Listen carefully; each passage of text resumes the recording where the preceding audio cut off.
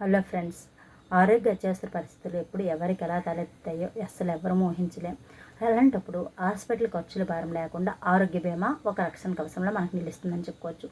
Hospital బిల్లులను బీమా సంస్థ నేరుగా చెల్లించే నగదు రహిత సదుపాయం పాలసీదారులకు ఇది ఎంతో ఉపయోగపడుతుందని చెప్పుకోవచ్చు. ఆసుపత్రితో ముందే కుదుర్చుకున్న ఒప్పందం వల్ల అక్కడ బీమా డెస్క్ క్లెయిమ్కి సంబంధించిన అన్ని బాధ్యతలను వాళ్ళే తీసుకుంటారు. మనం వెళ్ళిన హాస్పిటల్ బీమా సంస్థ నెట్వర్క్ పరిధిలో లేనప్పుడు లేదా అత్యవసర పరిస్థితుల్లో సమీపంలోనే హాస్పిటల్కి వెళ్ళినప్పుడు బిల్లులు ముందుగా మనం చెల్లించి తర్వాత క్లెయిమ్ చేసుకోవడం అనివార్యమవుతూ ఉంటుంది. అయితే దీనికి ఏంటనేది పూర్తిగా ఈ వీడియోలో తెలుసుకుందాం. తమ దగ్గరలో ఉన్న హాస్పిటల్ తాము తీసుకున్న పాలసీ నెట్వర్క్లోనే ఉంటుందనే చాలామంది అనుకుంటారు. కానీ అన్ని సందర్భాల్లోనూ ఇది వాస్తవం కాకపోవచ్చు. ఆ హాస్పిటల్ బీమా సంస్థ పరిధిలో లేకపోవచ్చు. కొన్నిసార్లు క్యాష్ ఆమోదానికి 3 గంటల నుంచి 4 గంటల మధ్య సమయం పడవచ్చు.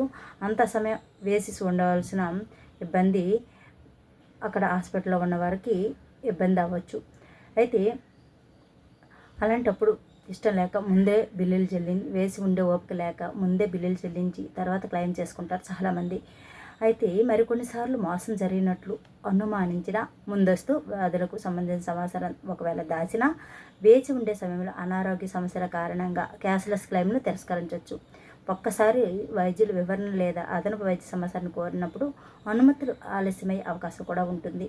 నగదు రహిత విధానంలో బీమా సంస్థలు హాస్పిటల్తో ముందుగా కుదుర్చుకున్న ప్యాకేజ్ ధరలపైనే బిల్లులను చెల్లిస్తాయి. అదే రోగులు నేరుగా సొంత డబ్బులు చెల్లించేటప్పుడు హాస్పిటల్ వాళ్ళు సాధారణ రేట్లు వసూలు చేయడం వల్ల పాలసీదారునిపై అదనపు ఆర్థిక భారం అయితే పడుతుంది. నెట్వర్క్ పరిధిలో లేని ఇలాంటి హాస్పిటల్లో చికిత్స చేయించుకున్నప్పుడు ఆ చికిత్స అవసరమైందా కాదా, బిల్లులు సహితంగా ఉన్నాయా లేదా అని బీమా సంస్థలు ప్రతి వివరాన్ని క్షుణ్ణంగా పరిశీలిస్తాయి. దీనివల్ల సమయం అనేది వృధా కావడంతో పాటు పత్రాలు పూర్తి స్థాయిలో లేకుంటే పాక్షికంగా మాత్రమే క్లెయిమ్ చెల్లించడం జరుగుతుంది. దీన్ని పూర్తిగా తిరస్కరించవచ్చు. రీయింబర్స్మెంట్లో దరఖాస్తులను పూర్తి చేయడం, పత్రాలన్నింటినీ సేకరించి సమర్పించే బాధ్యత పూర్తిగా పాలసీదారుందనమాట. ఇదంతా పాలసీదారులే బాధ్యత పడతారు. పత్రాలు సక్రమంగా ఉంటే సాధారణంగా 7 నుంచి 10 రోజుల్లో క్లెయిమ్ పరిష్కారం అవుతుంది. గరిష్టంగా 30 రోజులు పట్టవచ్చు. ఈలోపు బీమా సంస్థ ఏవైనా సందేహాలు లేవనెడితే హాస్పిటల్కి బీమా సంస్థకు మధ్య తిరగాల్సి వస్తుంది కూడా. చేతులు తగినంత నగదు లేక క్రెడిట్ కార్డులు, వ్యక్తిగత రుణాల ద్వారా బిల్లులు చెల్లించి వారికి ఈ ఆలస్య వడ్డీ వల్ల వడ్డీల భారం పెరిగి మరింత ఆర్థిక నష్టం ఏర్పడుతుంది. దానికి ఏం చేయాలి అంటే, ముందుగా నిర్ణయించిన చికిత్సల కోసం కనీసం 1 లేదా 2 రోజుల ముందే క్యాష్లెస్ అనుమతి కోసం దరఖాస్తు అయితే ముందు చేసుకోవాలి. పాలసీ నిబంధనల ప్రకారం ఎంత సమయం ముందు సమాచారం ఇవ్వాలో స్పష్టంగా పాలసీ వాళ్ళకి ముందుగా ఎంత సమాచారం అయితే ముందు ఇవ్వాలో స్పష్టంగా మనం తెలుసుకోవాలి. దానివల్ల బీమా సంస్థల నెట్వర్క్ జాబితా తరచూ మారుతూ ఉంటుంది కాబట్టి హాస్పిటల్లో చేరే ముందే నగదు రహిత సదుపాయం ఉందా లేదా అనేది చూసుకోవాలి. ఇక చికిత్స సమయంలో రోజువారీ బిల్లును తనిఖీ చేయడం ద్వారా చివరి నిమిషంలో వచ్చే బిల్లింగ్ తప్పులను సరిదిద్దుకోవడానికి కూడా ఉపయోగపడుతుంది. చికిత్స పూర్తయి ఇంటికి వెళ్లే ముందు హాస్పిటల్ ఇబ్బంది ఉన్న అన్ని పత్రాలను బీమా సంస్థకు సకాలంలో పంపేలా చూసుకోవాలి. లేదంటే సమయాభావం వల్ల బీమా సంస్థలు రీయింబర్స్మెంట్కు దరఖాస్తు చేసుకోమని కోరే ప్రమాదం కూడా ఉంది. కాబట్టి అందువల్ల వెంటనే మనం వాటిని ఈ ఉన్న సమయంలోనే పంపేలా చూసుకోవాలి. హాస్పిటల్ చేరాల్సిన అవసరం ఎందుకు వచ్చింది, గతంలోనే ఏదైనా అనారోగ్యం ఉందా వంటి ప్రశ్నలు తలెత్తే అవకాశం కూడా ఉంటుంది. కాబట్టి అందువల్ల పరిస్థితిని వివరిస్తూ ముందే ఒక వివరణ అనేది సమర్పించుకోవడం చాలా మంచిదన్నమాట.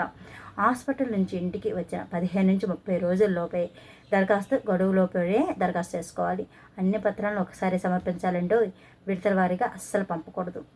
క్లెయిమ్ నిలిచిపోతే మొదటి బీమా సంస్థ గ్రీవెన్స్ అధికారికి, ఆపై బీమా భరోసా పోర్టల్ లేదా ఇన్సూరెన్స్ అంబుడ్స్మెన్ను ఆశ్రయించడం జరుగుతుంది. సమయం ఆదా అవుతుందనే ఉద్దేశంతో చిన్న క్లెయిమ్ల విషయంలోనూ క్యాష్లెస్ను అస్సలు వదులుకోవద్దు. దరఖాస్తును ఆలస్యం చేయకుండా అన్ని అసలు బిల్లులు, పత్రాలను భద్రపరుచుకొని జాగ్రత్తగా ఉంచుకొని క్లెయిమ్ ఫారం, హాస్పిటల్ రికార్డుల పేరు, తేదీల మధ్య వ్యత్యాసాలు లేకుండా చూసుకోవాలి. అన్నిటికీ ఒకేలాగా కరెక్ట్గా ఉండేలా చూసుకోవాలి. బీమా సంస్థకు పంపే ముందు వాటి నకలను తీసి కాపీలను మన దగ్గర ఉంచుకోవాలి.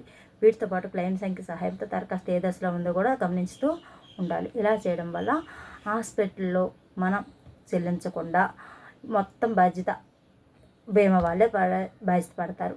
అలా కాకుండా నగదు రహిత ఉందా లేదా తెలుసుకోవాలి. దీనివల్ల ఒకవేళ లేటు అవుతుందా లేదా అనేది కూడా మనం గ్రహించాలి.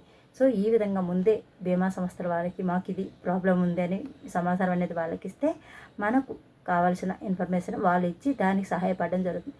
కాబట్టి ఒకవేళ ఇవన్నీ జరగకపోయినా మన దగ్గర హాస్పిటల్లో తీసుకున్న ప్రతిదీ కూడా ఒక బీమా తీసుకోవాలి. కాబట్టి ప్రతిదీ కూడా జాగ్రత్తగా భద్రపరుచుకుని వాళ్ళకి అది పూర్తిగా సబ్మిట్ చేసేటట్లు ఉంటే మనకు రావాల్సిన బీమా క్లెయిమ్ అనేది తప్పనిసరిగా సక్రమంగా అందడం జరుగుతుంది. సో ఈ వీడియో మీకు నచ్చినట్టయితే సబ్స్క్రైబ్ చేసి లైక్ చేసి షేర్ చేసుకోండి.